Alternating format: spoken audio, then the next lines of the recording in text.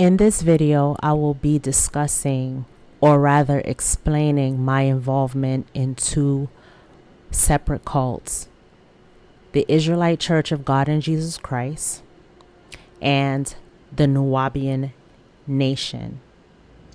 So upon visiting this church or this organization, there was a set of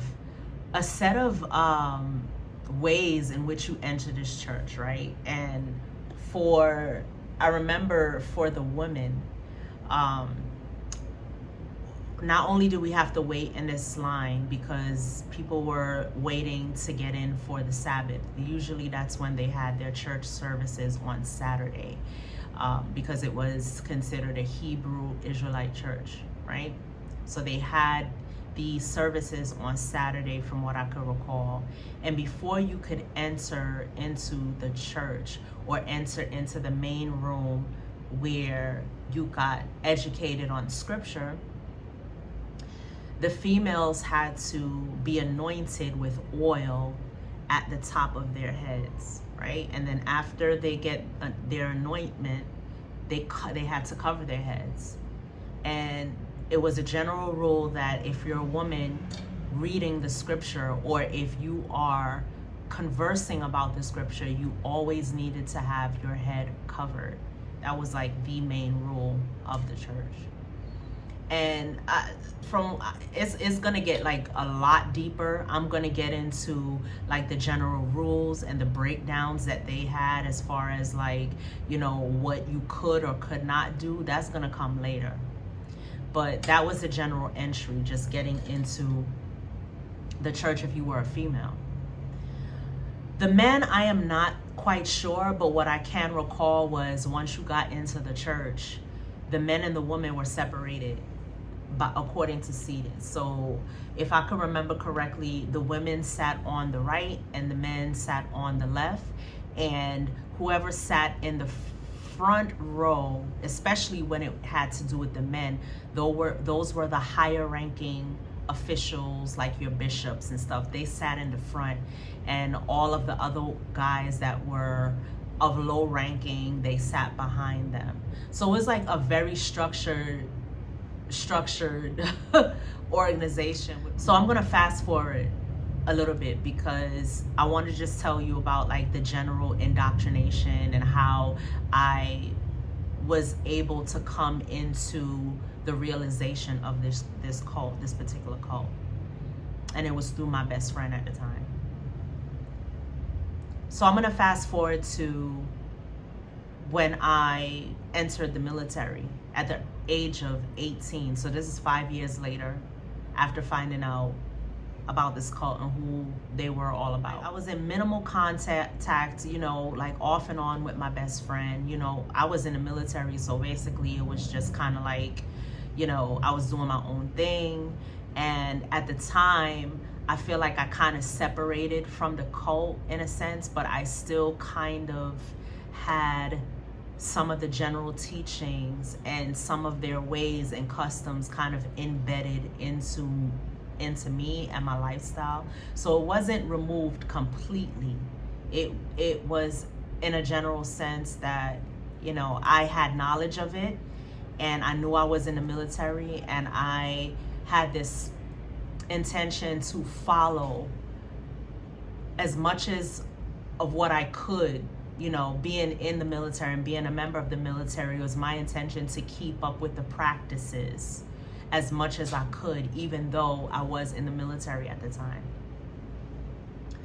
So I went into the military at 18, and we're gonna fast forward this 7 years later. So I'm 25 now, and I would say at the bitter part, at the tail end of my military service, I was seeking the church that I was involved in. I was seeking it out more than ever, right? So I was heavily in contact with my best friend during my out processing from being in the Navy. And I just got to the point in my military service career where enough was enough You know, I was in 9/11. I seen all of that stuff. You know, I was already in at that time for 7 years. So I just missed home. I missed the familiarity of being at home. So I wanted to leave the military. I wanted to get out. And plus, I had a family member who was sick. And I'm not going to say which family member. I'm not going to identify my family member because I don't have the permission to. And I'm just going to keep it at that. But I had a family member who was sick. And my whole mind was getting out of the military and coming back home. So that's what I did. Got out on an administrative discharge, and primarily I wanted to rejoin the church again. I wanted that camaraderie and that safety of being in company with people who understood me. And let me just give a general synopsis too about the church. The church, the Israelite Church of God in Jesus Christ, is a very separatist organization. And when I say separatist, I mean separatist by race. Okay? Don't want to get into the schematics of what their doctrine was based off of, but let's just say anyone of a Caucasian nature was not allowed to be in that church. Anyone of a Caucasian descent, I would say, not nature, but Caucasian descent, was not allowed in that church. Mostly Hispanics, West Indians, and your African American blacks, they were part of the church. No other race. You're Asian? No. You're Caucasian? No. So the doctrine was very separatist, and it was very exclusive. So getting out of the military, I wanted to rejoin this organization again because for me, I felt like being in the military for 7 years and being in spaces where I found myself being particularly the only token black girl among all these divisions, and all these organizations while I was in the military, I did not feel like I was included. I did not feel like I was even a person. I felt more like a number. I felt more like property. So I didn't feel like a person or even a human in the military. And it wasn't a way for me to kind of find myself and find my individuality. So I wanted to seek refuge with this church again. You know what I mean? Because when you join a cult, especially based on their ideals and what they teach, it's a very kind of, this is my family, and no one else outside of this organization or this group matters. And like I said in a previous video, I just wanted to feel like I belonged to something. And coming from the military, there's a sense that you are part of something that's greater than yourself. And that's how I viewed this church. It was greater than me. So I got out in 2005, got acclimated to this church, but before getting out of the military, the church had a website. And I met this gentleman through the website while I was stationed in Germany, Stuttgart, Germany. And we developed a very close relationship. And at the time, I didn't really know what it was forming up to, but we were talking every day. And it moved from communication via the church's website to communication on Yahoo Messenger. And we kept in good contact. And at the tail end, we started to define our relationship and realize that, okay, we like each other. Let's be exclusive then. You know, let's see where this goes. So before I got out of the military, you know, I formed a relationship with a church member who went to the Philadelphia division, because this church had many different churches in many different states, and they had divisions. So I was dating this guy I started dating this guy who went to the Philadelphia church. And upon me moving out, like, everything happened so spontaneously. It's almost like, thinking back on it, I don't even think I gave myself room to breathe after I got out of the military, because everything happened so fast after I left. So in 2005, I found myself, and this is right around Christmas of 2005. I got out right before Christmas, as a matter of fact, December 20th, 2005. I remember that date like yesterday. And as soon as I got out of the military, I just kind of moved in with this guy I was developing a relationship with from the church. And everything happened so fast. And it's like, when you're speaking to someone via the computer and on the phone, it's like online dating. You feel like you know the person already. And me being as naive as I was at 25, I felt like, okay, I know this guy, and, you know, I feel comfortable moving in. And I moved in with him and his family, which that was like a whole ordeal in of itself. So I moved in with him and his family, and then not long after, we got an apartment together. But I am kind of fast forwarding here. I want to tell you how I left, or how I was just kind of extricated from that church, right? So it was because me and the guy started dating. And this is how I knew something was off, and something didn't feel right. So at the time, the church, because it was, you know, affiliated at like Hebrew Israelite, which they consider themselves the original Jews, they had a Hanukkah party. And at this Hanukkah party, that's when I basically came face to face with the man who I was talking to all those months on the phone and via the computer. And you gotta excuse me, because if I'm taking long pauses, that means I'm trying to recall by memory exactly what happened. So at this Hanukkah party, we met face to face, and it was like an instant attraction. Like, because I saw him at this party and was talking to him, I was attracted to him physically, and I was already attracted to him emotionally and mentally. So that was that for me, right? And then we started secretly seeing each other, because part of one of the rules of the church was you could not court someone. That's what they called it, courting. You could not court someone without the permission of the church. And in order to get permission from the church, you had to talk and go before one of the, not even one of the, all of the apostles of that church, to ask for permission to date another church member. That's how they had it organized, right? And even then,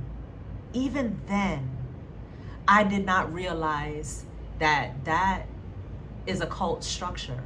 I was so naive, and I was so indoctrinated at that point, and had so much reverence for the leaders of the church. And I also had friends in that church, and I brought my own sister into that church. I had so much stake in that church that I had no mindset, and I didn't even have the wherewithal to even question, well, why do we have to get permission to date another church member when we are all of the same fold? What is all that about? You know what I mean? So I didn't even have the wherewithal at that time to question why we had to do that.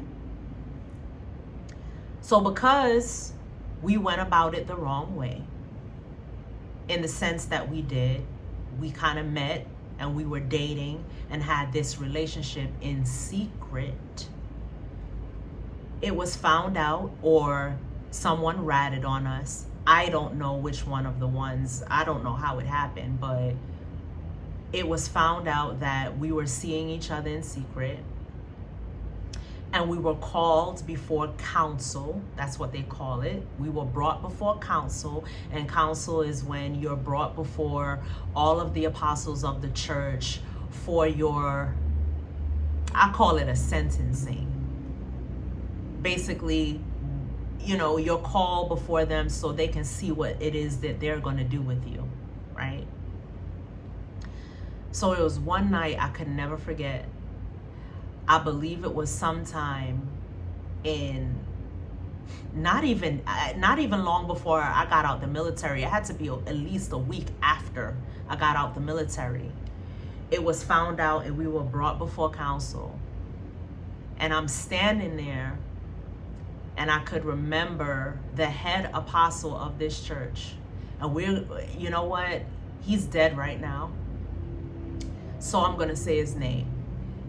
Apostle and Chief High Priest Tazadakia.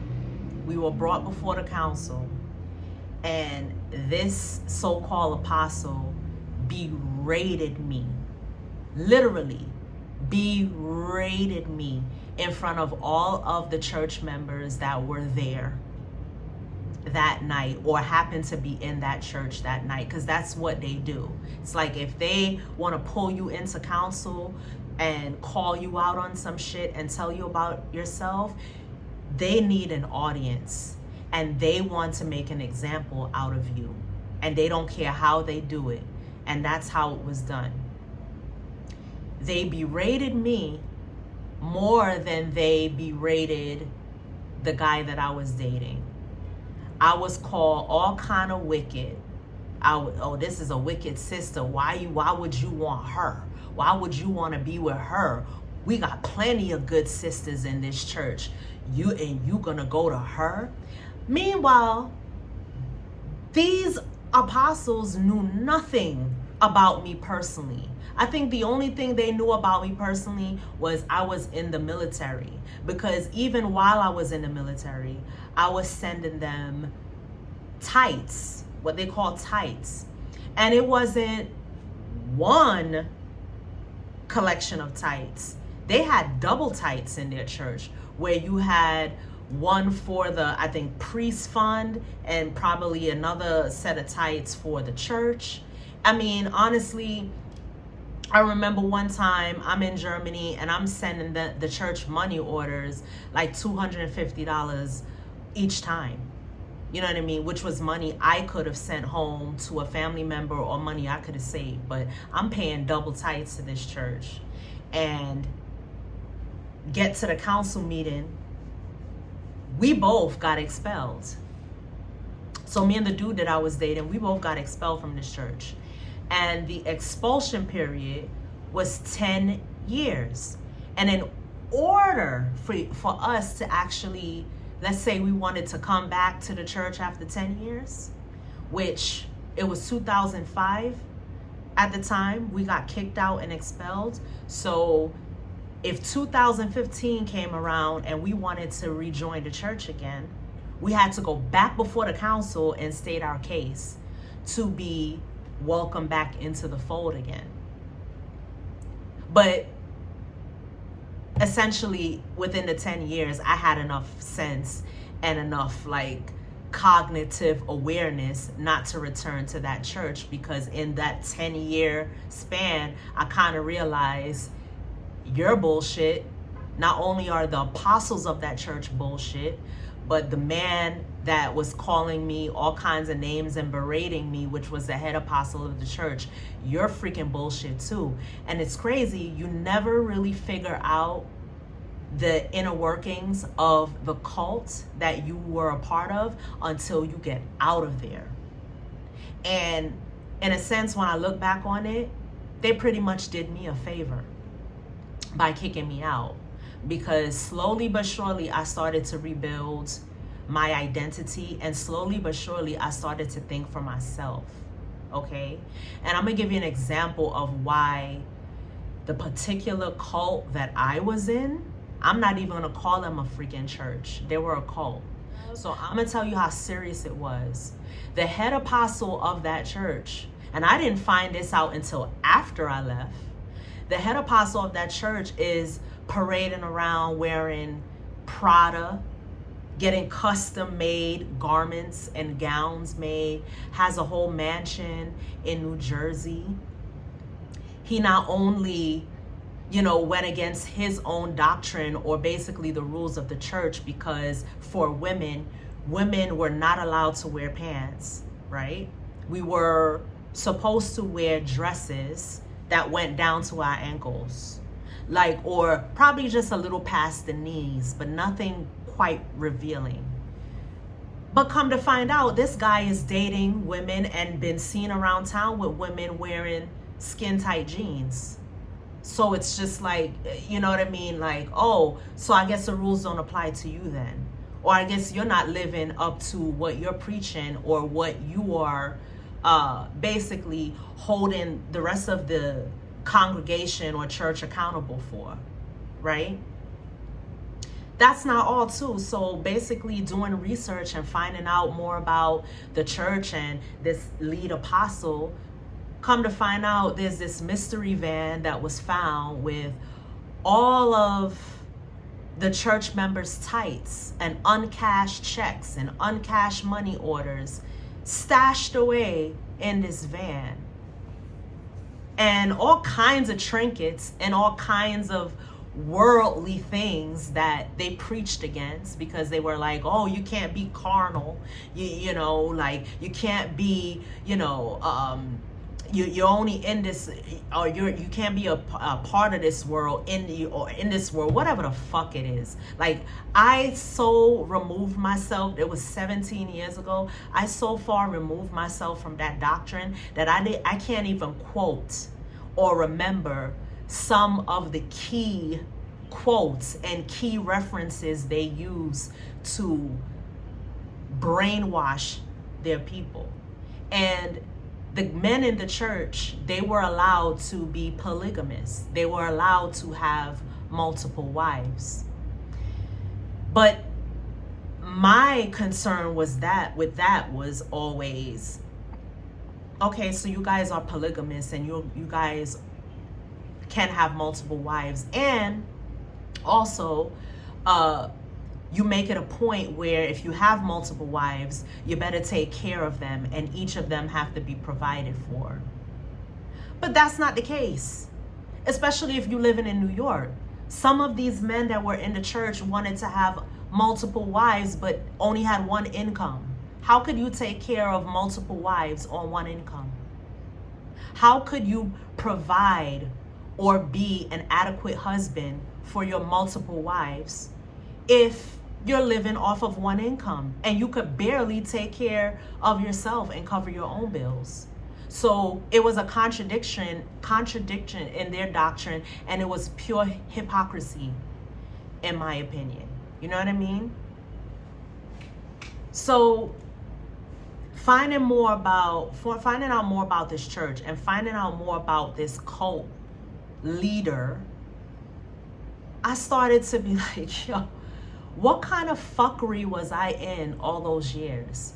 Where these leaders of the church use ultimate fear to control and manipulate and gaslight their church members into doing what it is that they wanted to do.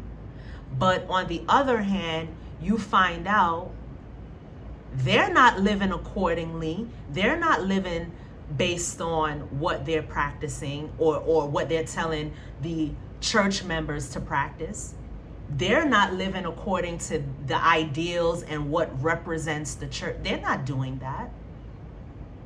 If anything, I was more confused leaving that church than I was when I was in that church. And the reason why I say that was because you start to find out all these realizations But when you're in the cult, you feel sure about what it is that they're peddling to you. You feel sure about the doctrine. You feel sure about, you know, your convictions and how you as a cult member, not a congregation member, but a cult member, you feel sure about what you're representing.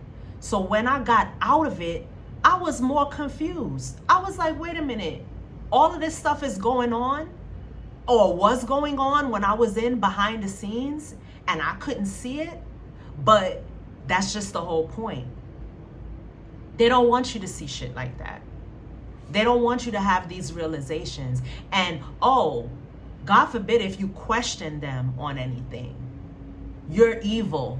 You're being wicked. The devil is with you. You're being evil. That's the stuff that they were peddling to people by gaslighting and throwing a whole bunch of fear on people. Another thing, and let's get back to the extravagantness of this one lead apostle. One thing I could not understand is you have a lavish mansion, you're driving around in an Escalade, you're exploiting women, buying all these lavish materials and taking all these trips. You even basically got a tour bus where you basically was touring around like a goddamn celebrity. Like it was no different. This guy was no different from a preacher of one of these mega churches out here. That's how serious it was. But my main issue was, you're doing all of that and you're collecting double tights for this church.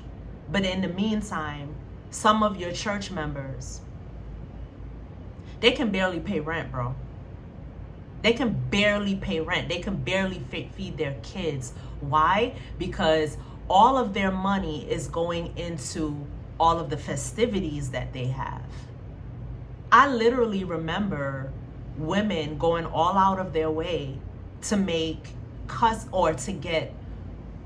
buy custom-made garments to go to this event they had like around Easter time, which was called their Passover.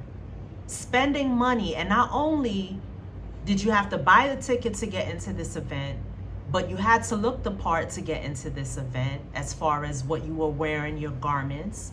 Then at the event, they were selling merch, which the merch had to do with the cult leader himself, who called himself the Comforter. And I'm going to tell you why that's funny in a moment. I'm going to tell you exactly why that is hilarious in a moment, okay? Called himself the freaking Comforter. So he's selling DVDs, he's selling books, he's selling shirts, he's selling all this merch from what I could remember at this Passover event.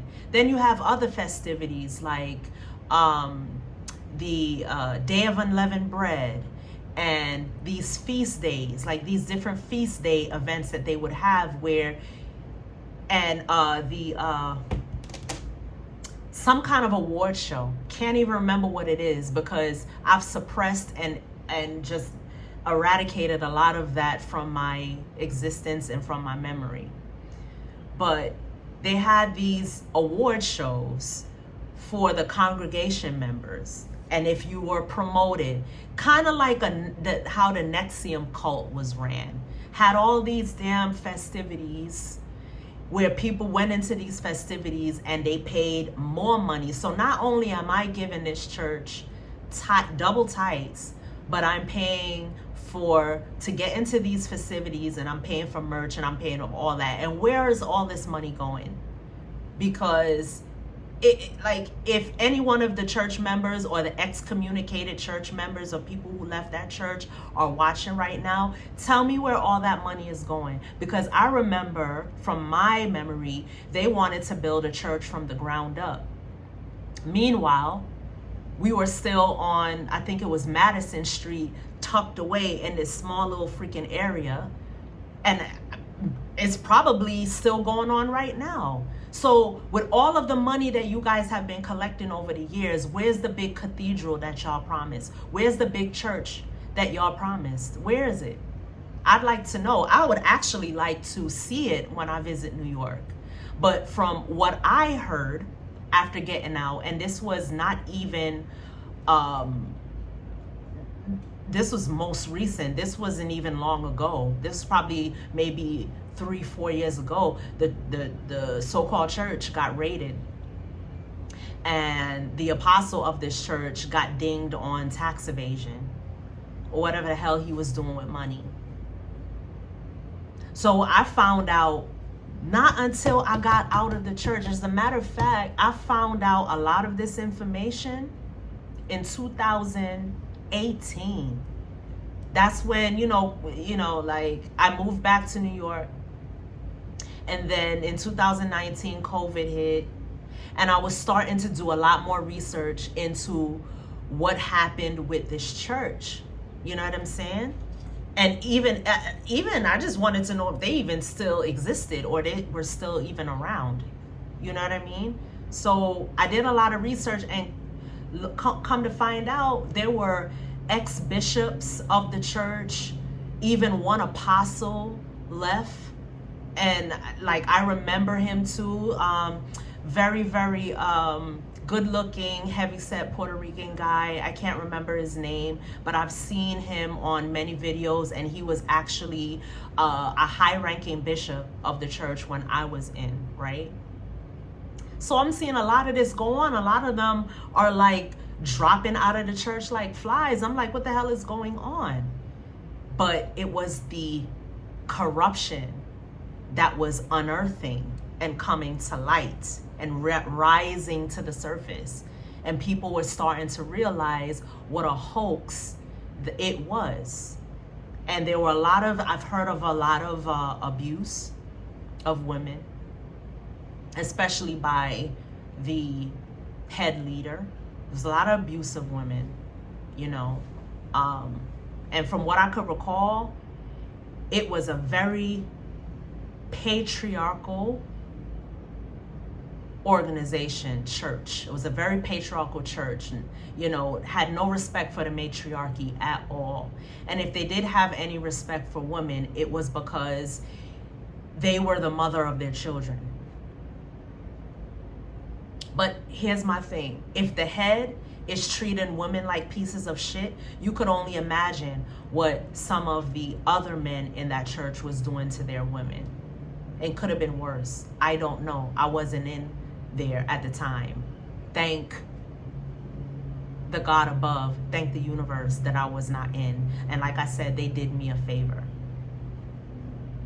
So that's what I'm gonna say on that. And I'm gonna touch more on it as I do more videos, but I felt like after 17 years, it was time to tell my end of the story too, and tell my piece of it, and what my experience was being in that organization, that cult-like organization. And I'm so glad, I am so glad that I'm done with that. And I'm out. And I'm glad, thank you for doing me a favor by kicking me out, because I would never return. So that's that. But my journey didn't end there, because after me and the dude that I was dating at the time, after we got kicked out and we moved in together, we were still seeking. And that's one thing I have to give my ex credit for. He was a seeker just like I was. And when we broke up, we broke up on bad terms. But one thing I can say about him, he was always an avid reader and an avid researcher, and he sought a lot of information to a point where when he learned something, he was so good at articulating it or teaching it back to you. And I found myself in another cult-like organization that was introduced by my ex-boyfriend, which is called the Nuwaubian Nation, which was led by Dr. Malachi Z. York. Now, from what I understand about Dr. Malachi Z. York, he has been around for a long time. I believe he started this cult like in the, I want to say late 60s, early 70s in New York. And it was based on Egyptology and Egyptian philosophy. There was a lot of reading and a lot of studying text. There was a lot of Anunnakian references in the text. There was a lot of reference to UFO, or, you know, UFOs and, you know, basically other beings from other planets. And as a member of that organization, you had to really know the ins and outs, or basically the doctrine again. And he was a writer. I remember him being a writer of many books. He wrote so many books, but from what I found out until after I removed myself from the organization, that the books that he so-called wrote, Dr. York, was plagiarized from other books, and he just made it his own. After doing research on that, I was like, wow. Oh, wow. But anyway, I was involved in that particular organization anywhere from 2008 to maybe 2012, when my relationship ended with the guy. And something I wanted to point out to, like, I do remember my names, because in cults, they want to give you a new identity. So with these two cults, I was given names. So in the Hebrew Israelite Church of God in Jesus Christ, my name was Kwashat Yah. That was my name in that church. In the second cult that I was affiliated with Dr. Malachi Z. York, my name was Nechemet Ray. And I don't know why I can't get those names out of my head, but they're in there because that's what cults do. You know, sometimes if you are ever part of a cult, the residuals are still embedded in your subconscious. So that's why I can't kind of completely do away with some of the references and even the names of what I was called as part of those organizations. But when that all ended, which was kind of brief, and I wasn't really, I have to say, I wasn't really heavily involved, or it didn't take much of a precedence for me as it did when I was in the first cult that I was in. The first cult that I was in much longer. So from 13 to 25, what's that, like 12 years? So for this particular second one I was in and got introduced to by my boyfriend, I was in, at the time, I was in maybe for 4 years. So there was, you know, I was kind of like in and out of the text, in and out of references, but I feel like I gravitated to the second cult mainly because I wanted to be a good girlfriend. I wanted to be that domesticated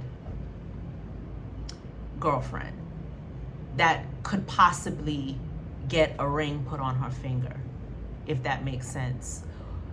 Because at the time we were already together for like 7 years. So I wanted spiritual structure. I wanted family structure. I wanted to feel like I belonged to something greater than me. So this is why I joined the second cult. And a lot of it had to do with the influence of my boyfriend and even some of the people that he was around and talking to at the time that was affiliated with this same cult. Like, I just wanted to do my best at being the, and at the time, it's so funny because this is definitely not my personality now. So in hindsight, as I'm looking back on it, it shows me how much I've changed as a person. So looking back on it now, when I was in both of these cults, I was very good at, or trying to be good at, being the docile, submissive woman, whether I was in a relationship or not, because that's usually when you're in a cult and you're a woman and it's a patriarchal organization. Do your best to be docile and to be submissive and just shut up when you're supposed to shut up. And that ain't me now. That ain't me now. So it goes to show you how much I've changed and how much I've grown. And I would never find myself back in anything like that ever in my life again. I could tell you that, and I could promise you that. But that was that, you know. And then finding out about the second cult leader's demise. Jesus. And funny thing is, I told you guys that it was 2008 that I first came into this. This guy, the church, the not church, but I wouldn't call it was a church, it was the Nuwaubian nation. This guy had already been locked up at the time for 6 years. 6 years after. This is 6 years after I learned about this church. I learned that he was locked up for 6 years when I joined it. And I learned this all after I got out. I was like, wait, I found this out in 2008 about coming into the Nuwaubian nation in 2008. And this cult leader, Dr. York, was locked up in 2002 with a 123-year sentence. And it was all kinds of things against him. Child molestation, tax evasion, just all kinds of stuff. And I'm pretty sure you guys can research it for yourself. But all kinds of stuff that, you know, incriminated this man. And he built I think it was in a big, not facility, but it was kind of like a refuge for the cult members, kind of like what Jim Jones did in Guyana. He built this area of land, like he purchased this big plot of land and built this big commune for his members called Tamaray, which has been kind of bought out and demolished now. And he had all these beautiful, and I have to say, when I saw it, it was very beautiful. He had all these beautiful Egyptian sculptures and just all of that. And when I say I was so embedded in it, like at the time I was getting like tattoos of the Ankh. I have a tattoo of the Eye of Ra on the back of my back. Like I was so immersed in this second cult too, not more than I was in the first one, but I was getting there, that it took a breakup for me to actually start erasing some of that,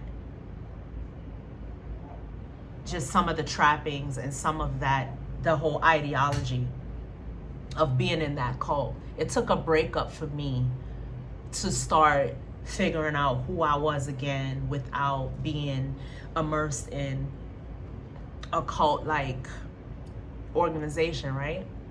So when that all happened, I started finding out so much shit. And I'm like, oh fuck. Shantae, you went from one cult to another cult without even realizing it. You just wanted to be a part of something. You were just trying to be a better human being. You were just trying to be altruistic. And you found yourself in a second cult. Wow. Okay. And I just started finding out so much stuff about these cult leaders in the time that I was out of that church. And I feel also And I hate to reflect on the past because, I've quite since moved away from the past, or moved, just completely washed that part of my life out. Come to think about it, and when I recall, I feel like the last cult, as a matter of fact, was a big part of the reason why my last relationship kind of disbanded. And I'm pretty sure it had other reasons too. And also, I was getting tired of being a domesticated girlfriend and just living a mundane life. I thought it was more to life than just being, or playing house or being a housewife. That's why I decided to get out of there. But what happens in these cults with cult members, you start to see a change in attitude. You start to see a change in personality and mannerisms. And that is what I noticed in my ex. He wasn't the same person that I dated. I remember in one of our last arguments, like, he basically alluded to the fact that, I should have kicked you down the stairs so you could you could cook more. I should have kicked your ass down the stairs to get in that kitchen and cook more. When I first met him, coming out of the military, I would have never even imagined he would have said something like that to me. Never. So as he became more affiliated with this organization, the Nuwaubian Nation, I started to see his ego come out more. Like I told you, he was very well read, and a lot of the things he studied, he had the ability to reteach it. And he attracted a lot of people, both men and women, who were interested in the doctrine. And I started to see his ego like rise to the occasion, and I started to notice like a different person. It was almost like sleeping with the enemy. Like, I did not recognize the person I was with. At the time, I was with him for 7 years at that point, and I barely even recognized him. It was almost like he embodied, or this organization encompassed his personality to a point where I didn't even see a soul in him anymore. Like, he became that. Or the intrigue, or the gratification, or the adulation he got from being a teacher, or being very well learned and able to teach the doctrine to many other people, it kind of took over his personality. And it's like he became a completely different person. I didn't recognize him anymore. And at that point, when I started to see those changes, I did not want to be with him anymore.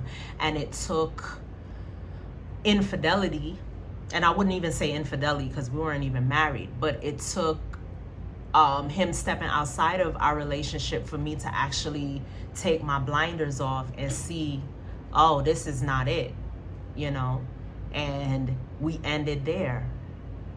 And the dangerous part about that was, when I think about it, if it hadn't been for me being kicked out of the first cult and my relationship disbanding, which was my connection to the second cult, I would have been all in. Because I'm the type of person where if I'm involved in something, I want to go full throttle. You know what I'm saying? Like, if I'm involved in an organization, I want to be the best member or the best contributor that I can be. And that's what a lot of these cults do. They find very altruistic people who want to be good, that's striving to be a better person, that's striving to know more about themselves, that's exploring, or even they seek out people who are lost, people who are excommunicated from their loved ones, their families, and don't essentially have anywhere to turn. That's what these cult members, they want people, in a sense, very narcissistically, they want people to gravitate to them so they can feed off and manipulate these people, which are supposed to be people that they're supposed to protect and look out for. Their whole persona, or their whole like mode of operandi going in is, you know, I want to recruit people, or recruit enough people as much as possible to bring them into this fold to follow me, based on the word of God, or based on some esoterical understanding, or some Buddha-like enlightenment prophesized way. And they do it like by any means necessary sometimes. And that's the danger of being in cults. But that's what I wanted to leave with. That's my story. That's my journey. And if I left out some parts, or if you guys have any questions, please drop it in the comments. I am okay with elaborating. It's just that I can't recall a lot of things because it's been literally over a decade for the second cult that I was in, and almost 2 decades since leaving the first cult. So I'll be able to fill you guys in, and I'm going to also put some links in the description, as well as provide some information about these cults. And hopefully I can encourage excommunicated or ex-cult members of the cults that I was a part of to come on and talk about their experiences too, because for me it's about exposing these treacherous bastards. It's about exposing these people who are leading people astray in the name of some etherical God-like presence, but essentially turning around and them playing the God. And being part of 2 cults, totally want to expose these people and other cults out there that are literally damaging people and ripping families to shreds. So that's one of my missions for this YouTube channel. Definitely want to stand up for people who are part of cults, or people who have been excommunicated from cults and feel like they're lost, or feel like they have no wherewithal to actually start over again, because they essentially were either part of these cults for a very long time, born into these cults, or became associated with these cults and assumed that cult-like identity. So I'm gonna end with that. Thank you guys for watching. I'll return with another video, and ciao, peace.